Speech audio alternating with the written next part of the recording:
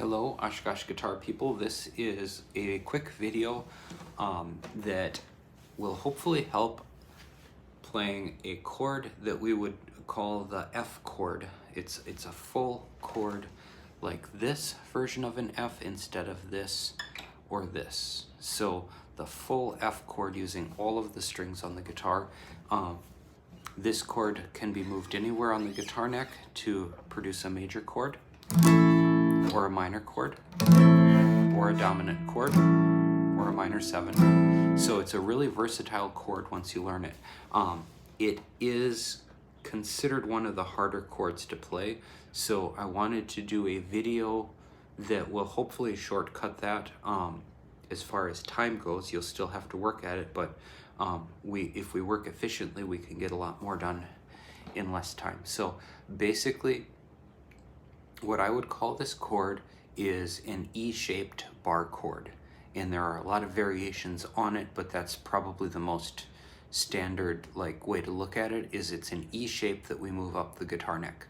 So how I learned this, I shouldn't say this, I struggled for a while with this, but I kind of learned it the way that most people are taught, and in the after learning it, I've kind of come up with some interesting ways to approach this chord that seem to take some of the struggle out of it. And you'll still have to work at it, but it isn't as long of a process, and it's hopefully not as frustrating. So what we do is we start out with an E chord. Once you can play this chord and get a nice clear sound out of your guitar,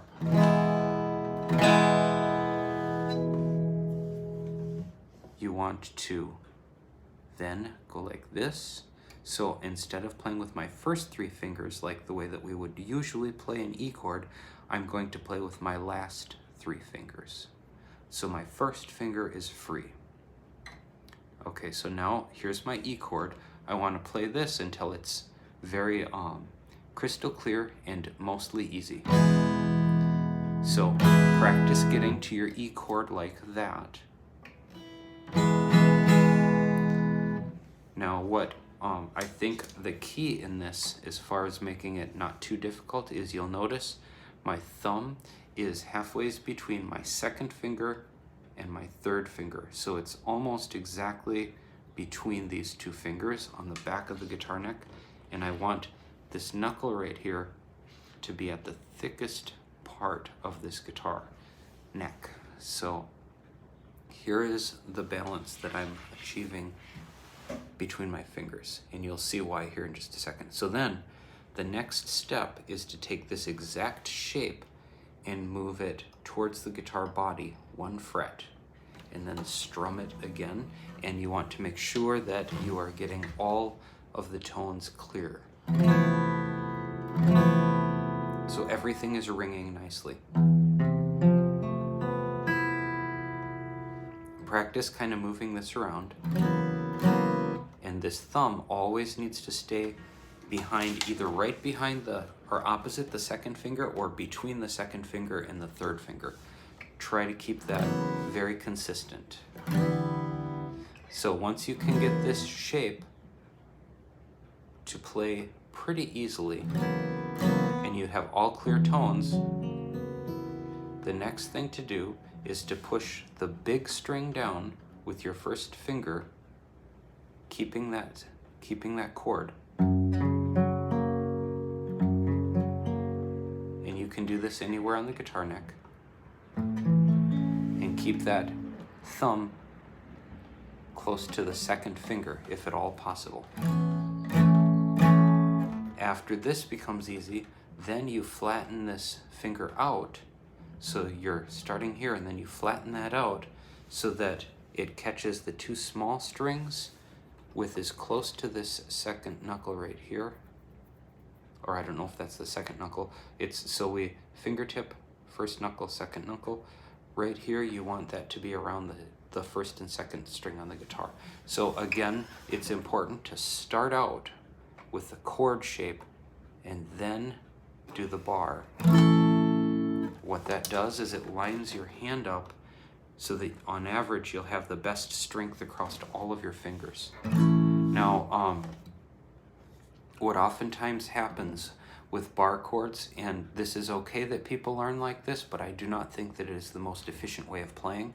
And anytime when we're not efficient, we usually end up using excessive energy, or we have to be stronger than we might need to be in order to get something done. So the standard way of learning a bar chord is first to do the bar and practice until you can have all of the strings clean. Then after that, people will press the chord down, and it's really a long, tough process. But what you'll notice is when I practice like that, you can see my thumb is anchored at my first finger, because that's where I started. So then I'd anchor like this, and that's what I would use to get the strong bar in order to get clear tones. Then what happens is my fingers are off here all kind of by themselves, and they don't have enough leverage. If we can keep our thumb right here, because of the leverage that we have and the pressure, our fingers don't have to struggle as much, and our first finger is generally going to be really strong anyway. So this really, really works well. So a plan of attack as far as practicing this: start out being able to play an E chord crystal clear and easily.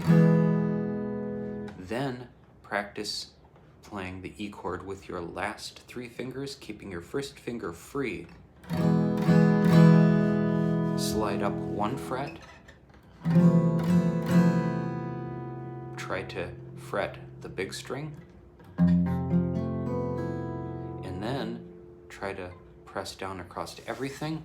And just so you're aware, these strings in here don't have to be pressed completely because they're covered with your bar chord anyway.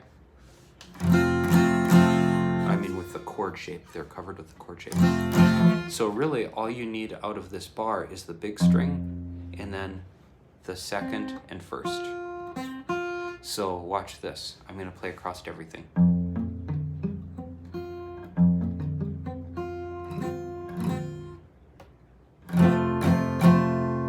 Eventually, as your fingers get stronger, you'll be able to do this without forcing it as much, without using like super strong muscles kind of a feeling.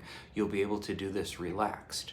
Once you can do this and stay relaxed, it will be easier to get a solid bar across the entire guitar fret on all of the strings.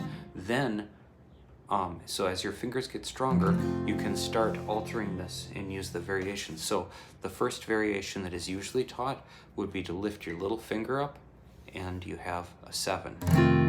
Or another really common one is to lift your second finger up, and that's a minor. So a common chord that turns up in a lot of songs is an F sharp minor. So here we have an E, here we have an F, here we have an F sharp. Move this second finger up, and now we have an F sharp minor.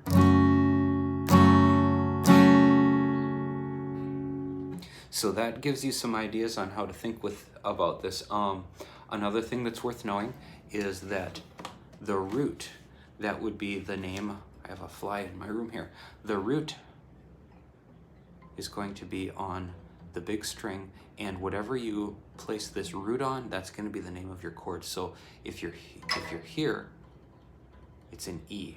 If you're here, it's an F. Here is a G. Here's a G sharp, here's an A. So whatever this note right here is, that's going to be the root or the name of the chord. A, G. Okay, listen to this. Here's an A bar chord, or an E shape playing an A. Here's the normal A. You can hear they sound very similar. So this gives us access to a lot of chords that we might not know the open position for, or they might not be easy to play. So say we want here's a G chord. If we wanted a G sharp, that would have to go up like this in a big bar chord. Not always easy to do, but if we know that this is a G and we go up 1 fret, there's our G sharp, or A flat. F, F sharp minor, G sharp 7. So it's kind of a fun chord to goof around with. So once you get this down, E, slide up, E, shape with the bar. Once you get this down, and that becomes easy, a good exercise to do to practice getting this shape very solidly would be to go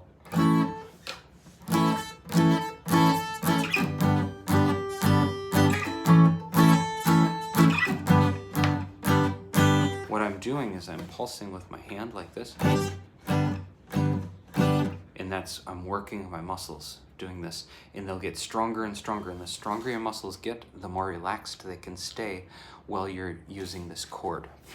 If we get too much tension because we're really trying to muscle it, then we lose a lot of the distance that our fingers can have between them. So they start to kind of go like this, because I'm really trying to force this. And instead I want an open, relaxed hand, so that when I start doing the alterations, it's easier. So then again, pulsing, and then moving around. And you want to try to get this shape to stay the same as you're moving around. So you practice moving that shape.